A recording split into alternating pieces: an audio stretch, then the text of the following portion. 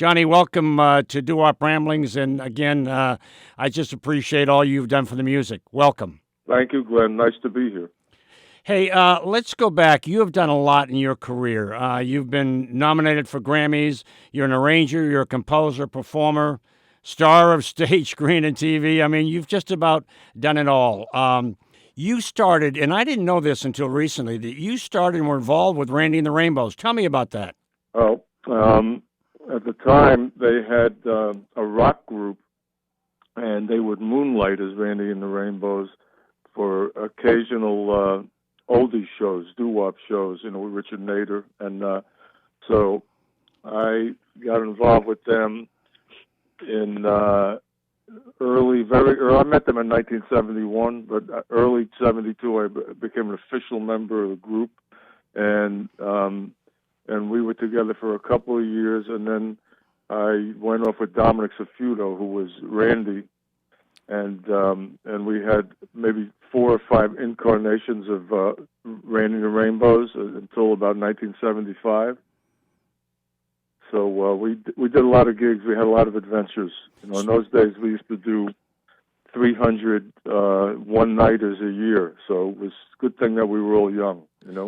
But you weren't with them when they recorded Denise, or were you? No, I wasn't. Okay, no. you came after that. A little older. Yeah, they're a little older than me. Not much, but a little bit. Hey, you were involved in one of the great cult doo-wop groups of all time, Little Isidore and the Inquisitors. I love the story. I mean, I love the storyline. Little Isidore, born in Tokyo and raised in Manila. All the names, Little Leopold, Johnny Stompanato Jr. What an adventure that must have been. And tell us how all that came together. Well, I had a manager, one of many, that had another artist client that had heard a song I wrote with another one of his clients, and so he said, I want to get together with this guy. And when we got together, his name was David Foreman, and initially I did a couple. He had his own show. He had, as a songwriter, and so I played a couple of his shows, and we got pretty close, and we started writing songs together, and we had written I Pray For You and Go together, those 2 songs, and I went in the studio and I produced those records, and he thought it was we enjoyed them, so we were doing a show at the Bottom Line, and he turned to me, and it was his show, and we played either I Pray For You or Go, and he turned to me and he said, dude, we got to do this. So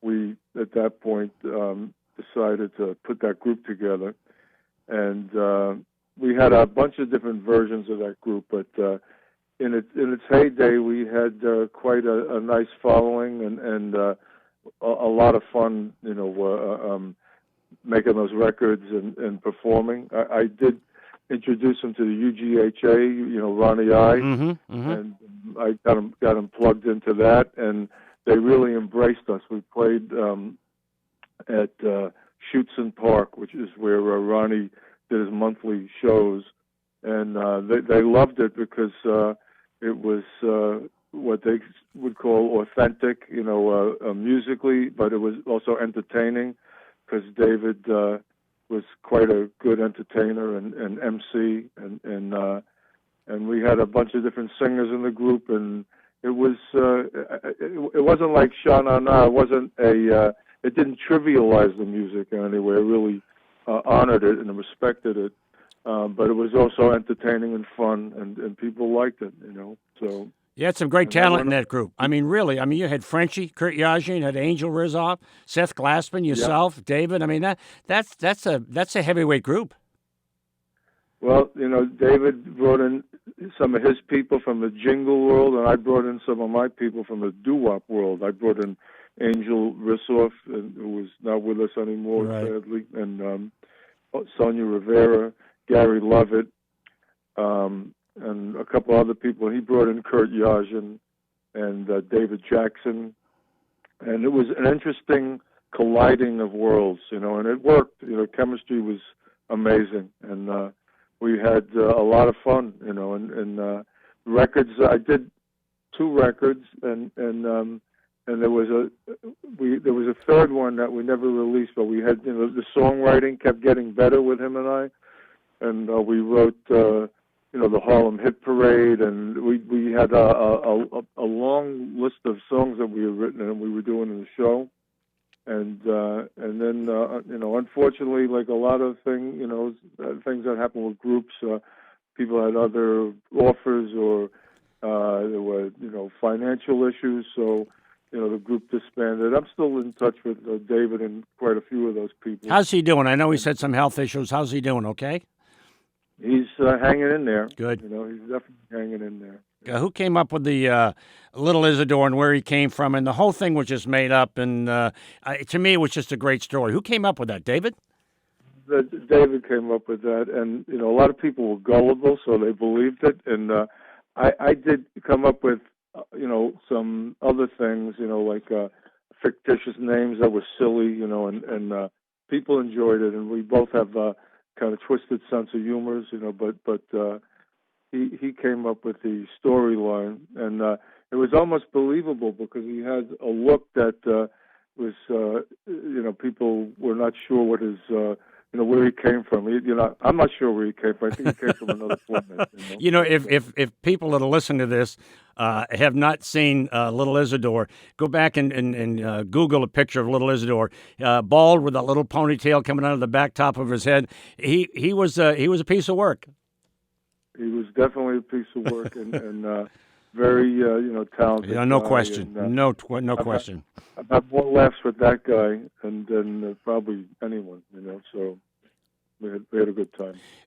The other group that you are associated with today and will always be is Kenny Vance. Tell me how that got started. And I know that part of it got started with looking for an echo when I asked you to help him do some of that. And that's one of my all-time favorites. I really love that movie. I thought they did a great job in that. I thought the music was terrific in that. Yeah, well, I actually had met Kenny when I was with Dominic and the guys, Randy and the Rainbows.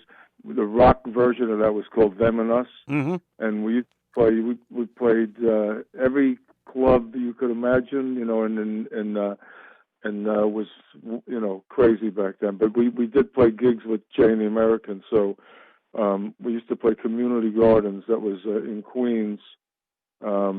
And the Hunka Munka and Mystic Colossus, which is on Cross Bay Boulevard. So I remember playing with them, and I had met Kenny back then in '71, and then in '92 we reconnected. I went to his house, and we hung out, and he was discussing putting the Planotones back together again, because it was a mm-hmm. fictitious group from the movie, Hot Wax, and so his manager at the time, in '92, was a manager I had in 1974, '75, and a guy I knew from the business from the '60s. He used to book us. I remember playing the Hotel Pierre. He booked us there, and for Carmine Galante's daughter's wedding, and that just was, and he introduced me to some of the building people like Ellie Greenwich, and so he managed Kenny in '92, and so when I went home the next day, I got a call from Kenny's manager, who I guess she'll remain nameless for now, and he said Kenny loved getting together with you. He wants to work with you. So I said, well, let's discuss remuneration. And he said, I'll get back to you. And about 10 years later, Kenny, they got back to me. Not quite 10 years, but in 1999, Kenny had kept in touch with me and would send me a pair of pants in the mail, or just funny stuff. Or when he had a health issue when he was 56, we were playing the bitter end in town, and Kenny came in and got up and sang a number with us, and then we played this place I'm remembering now in the home of Lou Monte in New Jersey, and the name is escaping me for this moment, but it was a place called Crystals, and Kenny came there, I think with Gary Bonner, and they got up and they did a couple of songs with us around that time also, and he had just finished an album that Joel Dawn produced, and I remember going out to his car and listening, Kenny was eager to, for me to get involved with him with recording. So we when he had the movie going, he hired me he had about half of the soundtrack done, and he needed it finished and some new songs created. So I went and I did that with him. I wasn't in the Planotones yet. This was in 1999. Right, that was for Hot Wax, right? For Hot Wax? That was for looking for. Oh, for an echo. Okay. Finally, in 2001, I was very friendly with Kenny and the guys in his group, and I played UGHA with them. I would moonlight with them and play some gigs. But in 2001, I remember he was doing a Richard Nader show, and Eddie Hokinson, who was one of his main guys, was MIA. He wasn't around, and Murray Weinstock was in Italy. So he called me and he said, half my group is gone. Can you help me out? And teach these people, the arrangements and perform with us at the gig. And I did. And Alan Gordon was there of Gordon and Bonner, the guys that wrote Happy Together and She'd Rather Be With Me. And Alan was a tremendous guy, just an unbelievable talent and unbelievable person. Unfortunately, not with us either. His last record. And then I brought Kurt Yajin in because I had to do so much singing in rehearsal mode that I needed Kurt to do that singing for me when we went live. And so we did the performance, and it was very well received. And the next day I got a call from Kenny and Kenny's manager at the time, different guy, Ken Weiss. We want you in the group. You got to join the group. And so one thing led to another, and the Little Isidore thing had kind of gone away. And I became an official member in 2001, and I started doing Kenny's records. I've done about 8 or 9 of them at this point. And I'm currently working on one for the past year or so, and we have. This is about 9 or 10 songs that are finished, and a couple other that are in progress, but some really good stuff. And I spoke to Kenny yesterday. He called, and we have an unbelievable rapport. We can communicate through silence. That's how connected we are. But we have a few gigs on the calendar for next year, and we're looking to, there's a couple on the table that are being negotiated now. So the first gig we're doing is in Cerritos on January 26th. Right. Then there's a bunch in Florida, and I know there's one in February at the Parker Playhouse. Yeah, I'll be there for that one. I'll look forward to seeing you. Yeah. You know what date that is, Glen? By any chance? Yeah, it is the 6th, I believe. February 9th, maybe. That sounds right. Yeah, I think it is. I was at a doctor's office yesterday, and in the waiting room, there was a couple and another woman. So I'm sitting, and the couple says, when are you playing locally again? So clearly they knew who I was, and they were very sweet, and they wanted to take pictures. And we love you guys, and we saw you here in Westbury Music Fair. And then this other woman chimed in, and she said, I saw you at the Parker Playhouse last year, and I have tickets this year. So I told my doctor, who when I saw him, I said, every time I come here, in the waiting room, I'm taking pictures, and the guy always laughs. I just come in and make him laugh, and then I go home. But it was they were all very sweet, and they were eager to see us because we haven't been around. Yeah, yeah. Can you explain? There was Kenny Vance and the Planotones before he got ill, and then Kenny Vance and the Planotones after he got over the throat issues, and it seems like now it's almost like a cult. I mean, the people that flock to him now is incredible. And I think I can answer that in one way, is that he spends so much time with the people. He'll go out there, he'll take a picture with everybody, he'll sign an autograph with everybody. He's an amazing man. But to me, to see the change, I mean, people just will, any show he goes to now is completely sold out. What has happened since he came back? It just seems like he's taken off in another stratosphere. You mean since this recent illness? Yeah. I think that people, really missed him, and missed the group, and Kenny's got such a beautiful speaking voice, and he's got such a good way with connecting with the audience. You know that there are some groups out there that are great, but they don't have that. And so with that, and with some of the other stuff that we did, we had a guy in the group, and we still do. He's a physical comic, so we had a lot going on to really have some legs with this thing to be still out there, you know.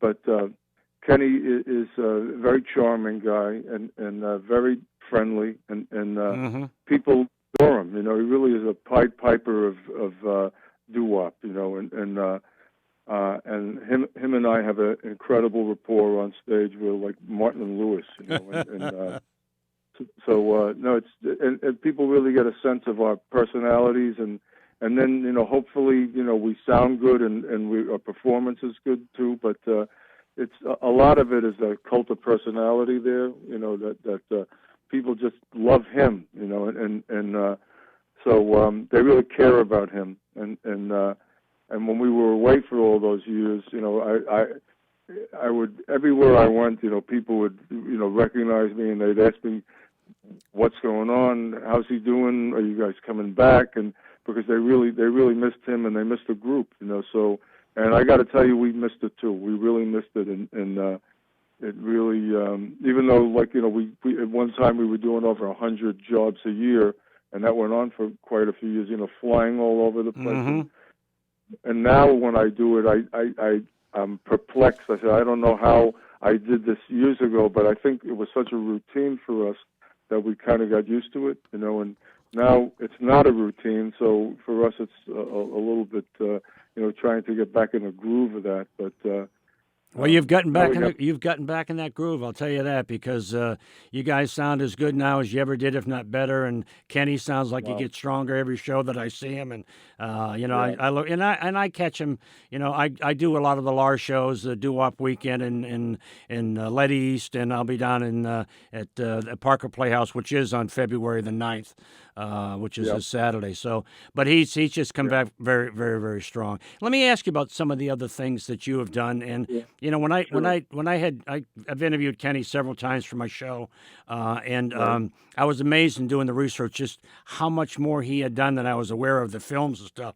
And when I started to look at your background, I said, wow, you know, you did some music for Boardwalk Empire, for vinyl, HBO shows, for the movie The Bronx Tale, and now you're even, and you and I talked at Parker last year a little bit about the movie The Irishman. You've done some work on that. Talk about a little bit about all of that, would you? Okay, well, I did.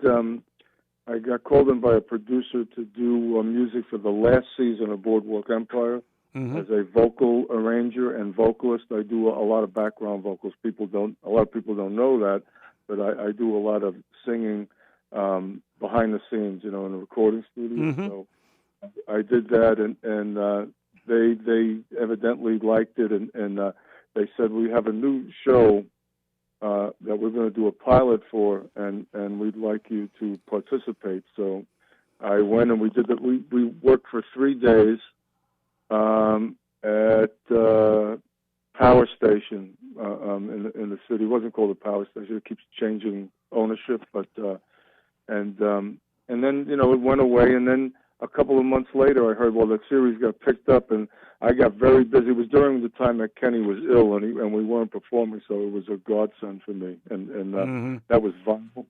And I was like the musical director of the show, and did, you know, a lot of playing, arranging, band leading, and a lot of singing for any songs, I guess, that they couldn't get the rights to you know, to use and show that weren't the original recordings, and did some original music for it. I was very involved in that, and so the people that hired me, when The Irishman, which is still in production, when that was being filmed and music being, you know, put together, they called me to do this sequence for a scene where Jerry Vale is performing in a club, and and I went in and I recorded 7 Jerry Vale songs with an unbelievable cast of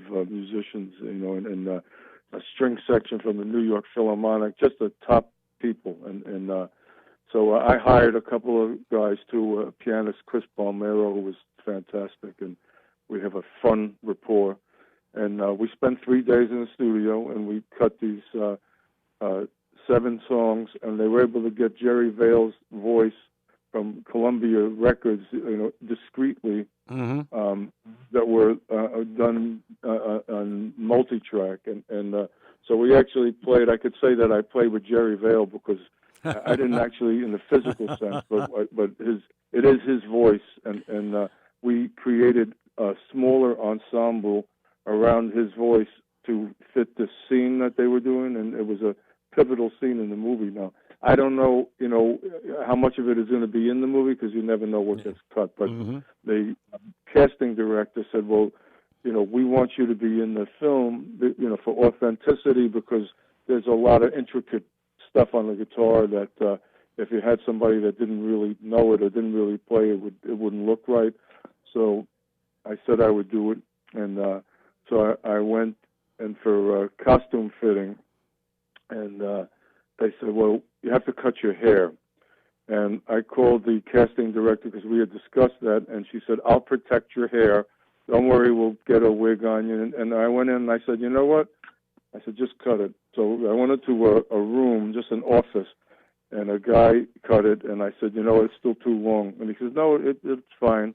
And I said, "I'm going to wait outside for a few minutes, and you let me know." And then sure enough, he called me back and said, "No, they want it shorter." So I said, "Okay," so I took what I would consider a pretty short haircut, and then we went in and we filmed for 7 days. It was interesting because I never did a film, so I got to see, what that world was, and it was Steve Van Zandt he's Jerry Vale, and I'm his band leader, and I'm sitting next to him and I'm singing and playing the guitar, and we mimed all the tracks that we had cut in the studio a few weeks before, and a lot of the people that are in the movie I knew from other endeavors.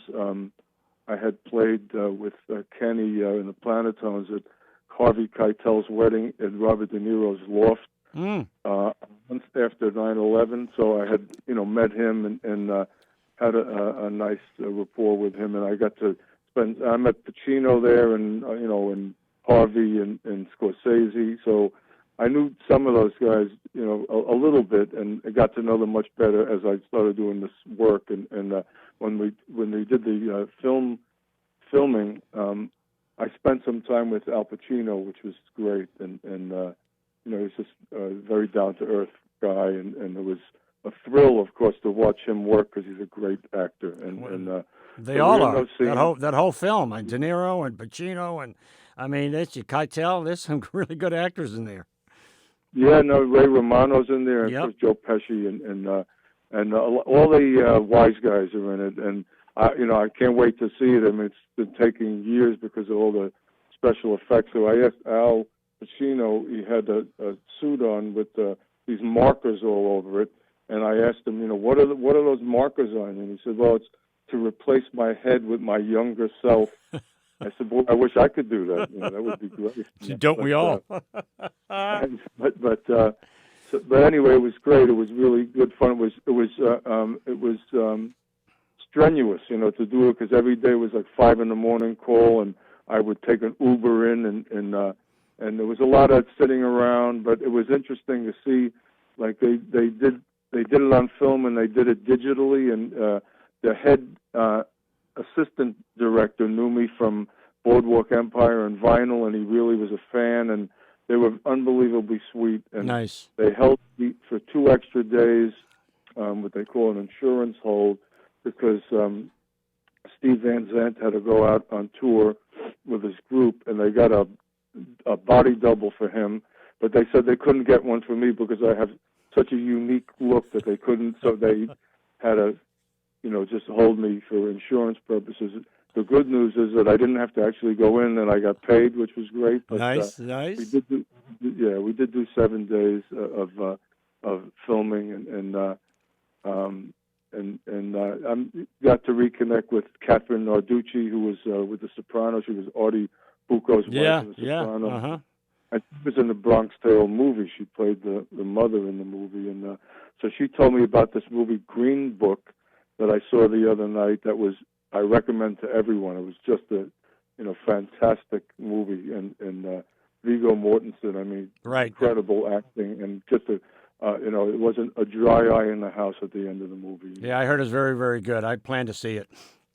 You really should, Glenn. It was really great, and Kenny had seen it and texted me and said, "You got to see this movie." So, when Kenny tells me that, I go out and do it because he really is a movie buff. So, but it was an interesting experience, and like I said, it was great because I needed a new boiler in my house, and that week paid for a new boiler, so it just worked out good for me. Hey, everything happens for a reason, right? Hey, let me ask you one final question. This was my final question, but you already answered it, so I'll ask it a different way. What about the hair? Are you going to let it grow back now? Is it going to be like it used to be? It's about halfway there, Glenn. It just seems to want to be longer than it was, and people liked it, because I would ask, people would say, "You got your hair cut?" And I'd say, "Yeah, do you like it?" And they say, "Well, yeah, we like it." Some didn't, but most did, and so I think I'm gonna split the difference, not quite be the wild man of Borneo that I was, and not quite, as short as it was, So, look, you're a talent. You're a great guy. I enjoy everything you've done. Even like I said, when I watch the YouTube videos and see you out there, all the things that you've done over the years, it's just amazing. I appreciate you taking the time. This clip goes inside of the Ramblings newsletter. It's something I'm doing for the first time. Is that I'll do a profile on somebody, and it's like reading an article. But in this one, I'm going to attach this audio. Maybe some in the future. That's something that I can get a lot more people on and share the experiences of what you've been through with our readers. And the newsletter has really surprised me how it's taken off. We're read in 30 countries now. Belize was the last one to pick it up, and that amazes me because we're not talking about nuclear fusion here. We're talking about doo-wop, and to be read in 30 countries is amazing. Sure. No, I mean, that's fantastic, Glenn. And I got to tell you, we were in Belize on our way to a cruise at one time, and having this occupation has been quite a rich experience, I got to tell you, over the last 50 years or so, Well, you've done it well, and you've done us a justice. I appreciate you taking the time with us. And if I don't see you before then, I'll see you on February the 9th at the Parker Playhouse. I look forward to it, Glenn. All right, buddy. Thank you very much, and we'll see you soon. My pleasure. Thank you.